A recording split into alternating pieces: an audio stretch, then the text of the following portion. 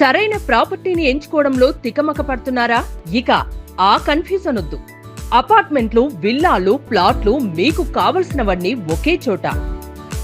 Suman TV biggest property expo October 18th, 19th HSCC నావెటల్ Hyderabad. ఇప్పుడే free entry కోసం call చేయండి. యూసుఫ్గూడ ఏరియాలో ఉన్నటువంటి జవహర్ నగర్ ఇది. అయితే ఇక్కడ ఒక ఇంట్లో రెంట్కుండే వాళ్లకు ఆ ఇంటి ఓనర్ అంటే యజమాని వాళ్ళ బాత్రూంలో సీసీ కెమెరా పెట్టించాడట. అయితే అది ఎప్పుడు ఈ నెల 5వ తారీఖు అంటే అక్టోబర్ 5వ తారీఖున ఆ సీసీ కెమెరా ఫిక్స్ చేశారు. అది కూడా ఎక్కడంటే బాత్రూమ్ లో ఉండే లైట్ బల్బ్ ఉంటుంది కదా, ఆ బల్బ్ ఉండే హోల్డర్ లో ఫిక్స్ చేశారు. ఆ తర్వాత 13వ తారీఖున వాళ్ళు చూశారట. అది దాంట్లో సీసీ కెమెరా ఉందన్న విషయం 13వ తారీఖు వాళ్ళు గ్రహించారు. వాళ్ళిద్దరు భార్యాభర్తలు. సో ఆ భర్త గమనించి అప్పుడు ఓనర్ని అడగటం, ఓనర్ నాకేం తెలియదని చెప్పటం, ఇదంతా జరిగింది. అసలు ఎంత దారుణం అండి! బాత్రూంలో లైట్కి హోల్డర్కి సీసీ కెమెరా పెట్టడం ఏంటి? వాళ్ళు స్నానం చేసేటప్పుడు ఆ వీడియోలన్నీ చూడడం ఏంటి? ఎంత చండాలం అసలు! ఎందుకు అంత గలీజు పనులు ఎందుకు చేయాలి? అసలు అంత నీచమైన పనులు ఎందుకు అవసరం ఏంటి అసలు? ఇదిగో ఇదే ఇల్లు, అది ఈ ఇంట్లోనే రెంట్కుండే వాళ్ళకి ఇప్పుడు సీసీ కెమెరా పెట్టినటువంటి పరిస్థితి. ఇప్పుడు ప్రస్తుతానికైతే వాళ్ళు లేరు, లాకేసేసి ఉంది. అయితే 5వ తారీఖు ఒక రోజు ముందు లైట్ వెలగట్లేదు, లోపల ఏదో ప్రాబ్లం వచ్చిందని చెప్పేసి వాళ్ళు వెళ్ళి ఓనర్తో మాట్లాడారంట. మాట్లాడినప్పుడు ఎలక్ట్రీషియన్ పిలిచి పెట్టిస్తానని చెప్పి ఎలక్ట్రీషియన్ పిలిచి లైట్ పెట్టించాడు. వాళ్ళు నార్మల్గా లైట్ పెట్టించారేమో అనుకున్నారు. వాళ్ళు అలాగే కంటిన్యూ అవుతూ ఉంది. కానీ అందులోనే ఆ హోల్డర్లో సీసీ కెమెరా ఫిక్స్ చేశారనమాట. అది ఫిక్స్ చేసి మేబీ మరి మొబైల్ కనెక్షన్ ఇచ్చుకున్నారా, లేకపోతే ఇంట్లో ఉండే మానిటర్ కనెక్షన్ ఇచ్చుకున్నారా తెలియదు. ఆ తర్వాత అలాగే అవుతూ ఉండగా 13వ తారీఖున ఆ పైనుంచి ఆ హోల్డర్ కింద పడిందంట, ఊడి. ఆ కింద పడినప్పుడు వాళ్ళ హస్బెండ్ ఏంటి ఇది పడిందని చెప్పేసి తీసి దాన్ని ఫిట్ చేద్దామని చెప్పి పైన స్క్రూలు ఫిట్ చేద్దామని చెప్పేసి ట్రై చేసినప్పుడు అప్పుడు తెలిసిందంట దాని లోపల సీసీ కెమెరా ఉందని చెప్పి. వెళ్ళి అడిగేసరికి ఓనర్ని నాకు తెలియదు. ముందు వీళ్ళేమనుకున్నారంటే ఎలక్ట్రీషియన్ వచ్చిపోయాడు కదా 5వ తారీఖు, అతను ఏమన్నా పెట్టాడేమో ఓనర్కి తెలియకుండా అని అనుకున్నారంట.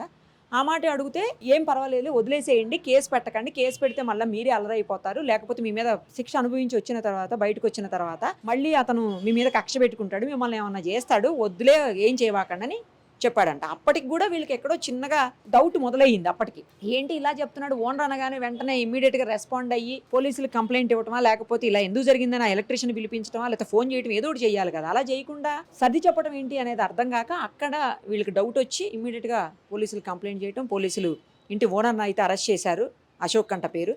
తర్వాత ఎవరైతే ఎలక్ట్రీషియన్ ఉన్నాడో చింటూ అంటున్నారు, అతను మాత్రం అబ్స్కాండింగ్లో ఉన్నాడు, ఇప్పటివరకు ఇంకా దొరకలేదు.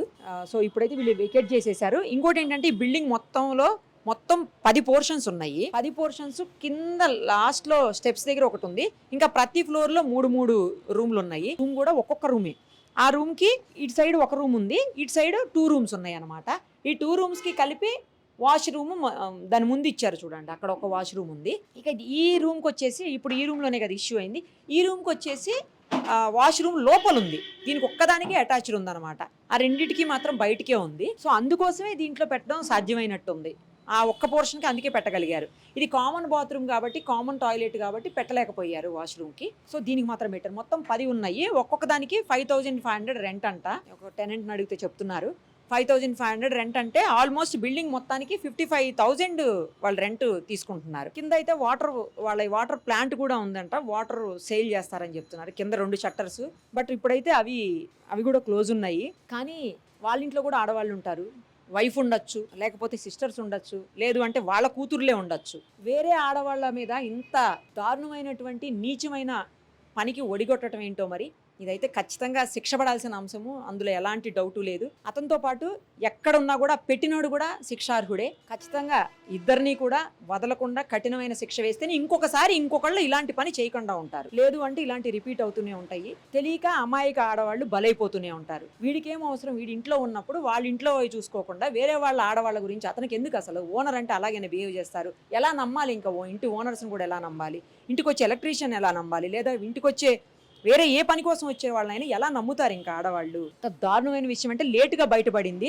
ఈ రోజే మీడియాలో వచ్చినటువంటి పరిస్థితి. అంతకుముందు అంతా 13వ తారీఖు అంటే మొన్న సోమవారం నాడు మ్యాటర్ మొత్తం బయటకు వచ్చి పోలీస్ కంప్లైంట్ ఇచ్చి కేసు అయ్యి అరెస్ట్ చేసినా కూడా ఇప్పుడే బయటకు వచ్చింది. 3 days నుంచి కూడా వీళ్ళు లేరని చెప్తున్నారు.